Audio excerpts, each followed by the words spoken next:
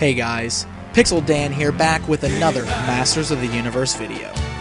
Anticipation for Mattel's Masters of the Universe Classics line continues to build, so while we're waiting for those new He-Man figures to come out, let's take another look at the He-Man figures of the past.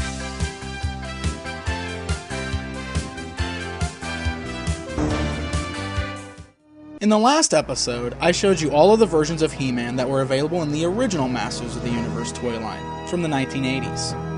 But there were two more characters that I did not talk about that share the exact same sculpt. In 1983, Mattel released Faker. Faker was supposed to be the robotic clone of He-Man, built by Skeletor. The figure was practically identical to He-Man, but to differentiate him, he was given blue skin, an orange power sword, and an orange version of Skeletor's chest armor. He also included a small sticker on his chest under the armor that represented a control panel. The figure was an easy and inexpensive way for Mattel to make a new villain. And while this act is widely frowned upon by collectors today, Faker was a welcome addition to the line and still remains a favorite to most collectors today. After the He-Man cartoon series began in 1984, Mattel decided to release a figure based off of He-Man's alter ego, Prince Adam.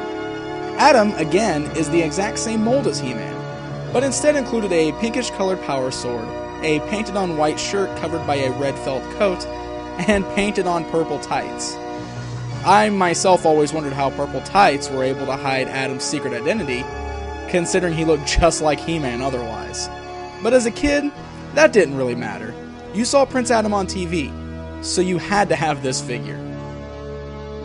A few years after the original Masters of the Universe line and cartoon fizzled out, Mattel attempted a relaunch.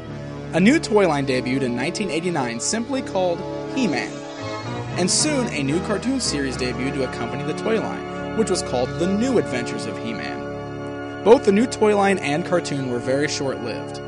This new concept sent He-Man into the future and reintroduced villains like Skeletor, but also introduced new villains and new heroes.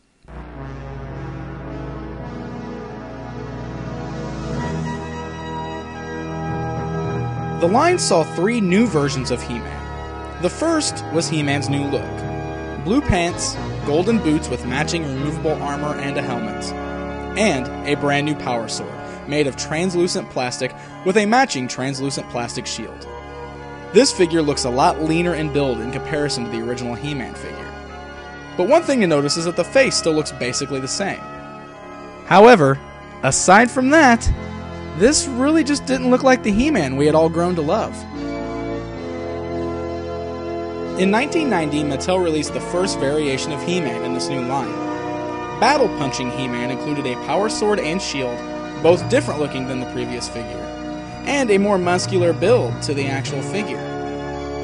He didn't have much of an action feature really, but he did have an odd articulation cut across his chest, which allowed you to make a punching motion with the figure.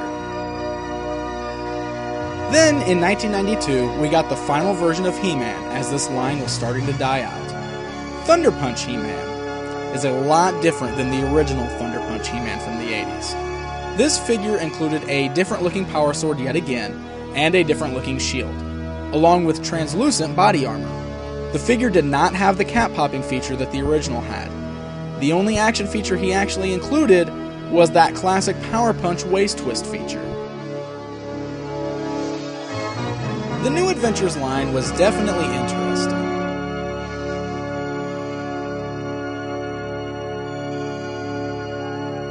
They felt a lot different than the original figures, but to be fair, they really aren't bad toys. Well, that's going to wrap up part 2 of the many versions of He-Man.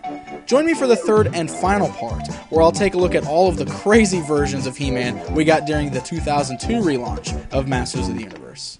Until next time, take care everyone.